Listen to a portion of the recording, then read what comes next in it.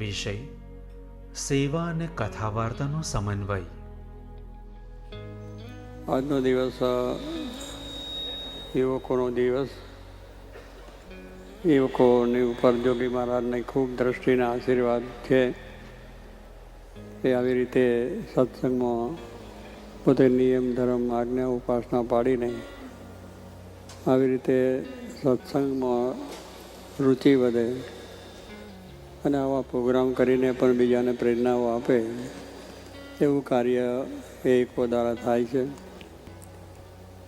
અને અહીંયા પણ આ યુવકોને જે રિપોર્ટ સાંભળ્યો એમાં ખૂબ સેવા એ લોકોએ કરી છે.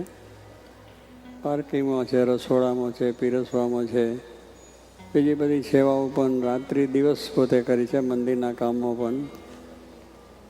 બાકી આ દેશમાં રહેનારા યુવકોને આ વાત બહુ પ્રસન્ન ન હોય, પણ છતાં જીવમાં સત્સંગ થયો છે અને યોગીજી મહારાજ રાજી થાય એમ માનીને પોતે આ કાર્ય સેવાનું પણ કરે છે. અને નાનામાં નાની સેવાઓ પણ કરી છે. સાફ સફાઈ કરવાની પણ સેવા કરી છે અને બાથરૂમ ટોયલેટની પણ સેવાઓ સાફ કરવાની કરી છે. આ કામ સહેજે થાય એવું નથી, પણ જ્યારે ખરેખર આપણને મહિમા સમજાય કે આ મંદિરની સેવા મને મળી છે, ધન્યવાદ છે, ભગવાન એમાંથી રાજી થાય, જોગીબાના આશીર્વાદ મળે એવી દ્રષ્ટિ છે તો આ બધી સેવા થાય. અને આ સેવા કરવાથી માણસને પોતાનો જે માન છે કે આવું મારાથી ન થાય એવું આપણને થોડું માન હોય છે કે આવી નાની નાની સેવાઓ, હલકી સેવાઓ એ કરવી બહુ કઠિન. પણ છતાંય તડકામાં પાર્કિંગમાં ઊભા રહેવું, વરસાદ આવે તો પણ એમાં ઊભા રહેવું, ફરી બધા જે કામ કરતા એને દરેકને કંઈ વિક્ષેપ વિઘ્ન હોય એમાં પણ મહિમાથી પાછું કાર્ય ચાલુ રાખવું એ પણ એક જ્યારે મહિમા સમજાયો હોય, પોતાનું માન મુકાઈ ગયું હોય, સેવક ભાવ અખંડ રહેતો હોય, દાસ થઈને સેવા કરવી એ ભગવાનની રુચિ છે. તો એવા ભાવથી કાર્ય કર્યું છે. અને આપણે બધાએ પણ એ જ રીતે કરવાનું કે આપણે જે કંઈ સેવા કરીએ છીએ, જે કંઈ ભક્તિ કરીએ છીએ એ ભગવાનને રાજી કરવા માટે જ કરવાનું છે.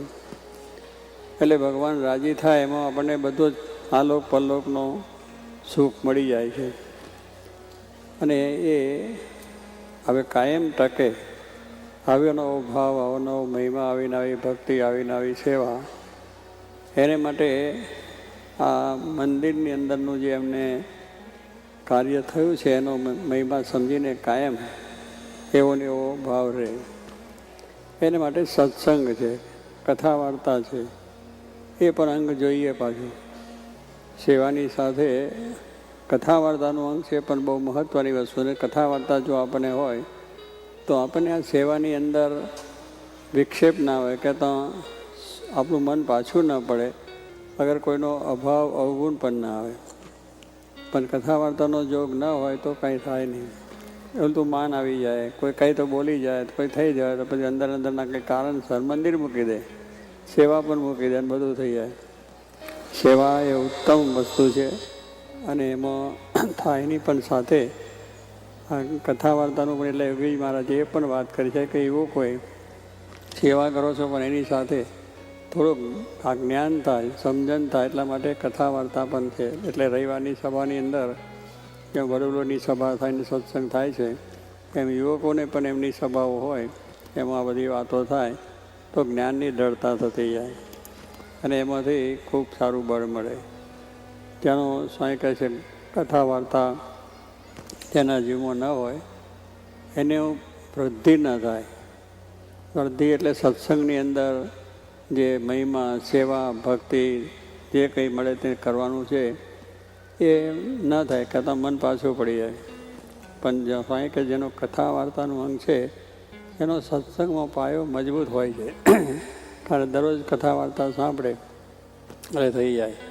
કથા વાર્તા કરતાં કંઈક કોઈના શબ્દો પડી ગયા હોય, કોઈ કંઈ આપણને કહ્યું હોય તો એ પ્રમાણે સેવા કરતાં થયું હોય તો એને આ કથા વાર્તા સાંભળે તો તો એ પાછું મટી જાય કે આ બધું જે થાય છે એ આપણા સત્સંગ દૃઢ થવા માટે છે, આપણા સ્વભાવને ટાળવા માટે છે. કારણ કે ભેગા રહેવાથી એકબીજાના સ્વભાવનું ઘર્ષણ થાય અને ઘર્ષણ થવાથી બધા સ્વભાવો ઘસી જાય.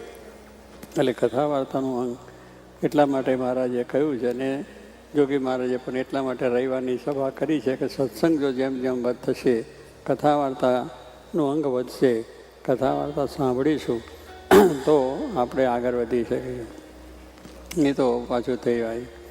એટલે આપણા સત્સંગની અંદર શ્રીજી મહાના વખતથી કથા વાર્તાનું અંગ રાખ્યું છે. સવાર સાંજ બપોર બધી કથાઓ મંદિરોમાં થાય, ગામડામાં પણ બધા થાય છે. જોગી મહારાજનું પણ આ જ હતું. શાસ્ત્રી મહારાજનું મૂર્તિઓ પધરાવીને મંદિર કરવાનું અંગ એ છે કે આપણને એ જે સાચા સ્વરૂપ છે અક્ષર અને પુરુષોત્તમ અને સંતનો મહિમા છે, ભગવાનનો મહિમા છે, સ્થાનનો મહિમા છે, એ પણ આપણે સમજાય. મંદિર એવું અદ્ભુત અહીંયા અત્યારે થયું છે. આપણા ડૉક્ટર કુલી હમણાં આવ્યા, જોઈને ખૂબ રાજી થઈ ગયા કે આવું મંદિર ક્યાંય મેં જોયું નથી અને એટલું બધું એમને નિરખીને સારી રીતે જોયું. તો કહેવાનું શું છે, મંદિર પણ લોકોને શાંતિ થાય, એની નીચે ઊભા રહેવાથી કે શાંતિ થઈ. હવે કહું આપણે એમ કહીએ કે આ પથ્થર છે તો પથ્થર જાણશો તો કશું થશે નહીં, પણ એમાં દિવ્યતા છે. કારણ કે ભગવાનનું કામ છે, ભગવાન એમાં બિરાજ્યા છે તો એમની દિવ્યતા બતાવે છે. પથ્થરે પથ્થરની અંદર દિવ્યતા છે, પણ એવો મહિમા આપણને ના હોય તો એનું સુખ ના આવે. મહિમા વસ્તુ હોય તો સુખ આપણને આવે છે. એની દિવ્યતા સમજાય, એની અલૌકિકતા સમજાય તો એનાથી આપણને દ્રઢ થાય. તો હવે એ તો આપણને ભગવાને સહેજે જ મળી ગયું છે. આ બધાના પ્રયત્નથી આવું સુંદર મંદિર થયું છે.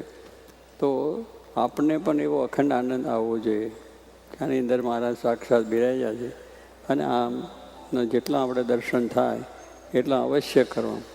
આપણે તો અઠવાડિયે એક વખત કહીએ છીએ, પણ દરરોજનો લાભ મળતો હોય તેને પણ દરરોજ પણ જો લાભ લઈએ તો પણ આનંદ થઈ જાય. એટલે સવારે દર્શન થાય, બપોર દર્શન થાય, સાંજે દર્શન થાય, પણ રવિવારનું તો અવશ્ય જ કરવાનું છે. એ જોગી માની આજ્ઞા છે. એટલે એક મંદિરમાં જવું અને કથા વાર્તા સત્સંગ થાય તો એ થાય છે. તો આ પ્રમાણે આપણા જીવનમાં આપણે ઘણી સેવાઓ થાય, ઘણી જાતના આપણે બધા સત્સંગે પણ કરાવીએ, આવો મંદિરોની રચના કરીએ. પણ બ્રહ્માંડના જીવનમાં જ્યારે જોઈએ ત્યારે એમને મંદિરો પણ કર્યા છે, લાખોને સત્સંગ પણ કરાયો છે, કાવ્યની રચનાઓ પણ કરી છે. ભગવાન સ્વામિનારાયણ રાજી થાય એ કર્યું છે. ભગવાન સ્વામિનારાયણ પરીક્ષા લીધી, એમાં પણ પાસ થઈ ગયા છે. અને એવી રીતે એમનું જીવન બન્યું. તો આપણે પણ આ જ વિચાર કરવાનો છે. એવા ઘણા પ્રસંગો આપણા જીવનમાં આવે, પણ સત્સંગ આપણા જીવનમાંથી ન જાય. ભગવાન શ્રીજી મહારાજ ના જાય, ગુણાસ્વામી અક્ષરથ ના જાય, શાસ્ત્રી મહારાજ, યોગીજી મહારાજ એ ગુરુ છે. આપણી આ જે નિષ્ઠા, આ જે સમજણ એવી દૃઢ કરવી જોઈએ કે ક્યારેય આપણું મન પાછું પડે નહીં અને સર્વ પ્રકારે સુખિયા થાય એવું બળ મહારાજ સર્વને આપે. એ જ પ્રાર્થના.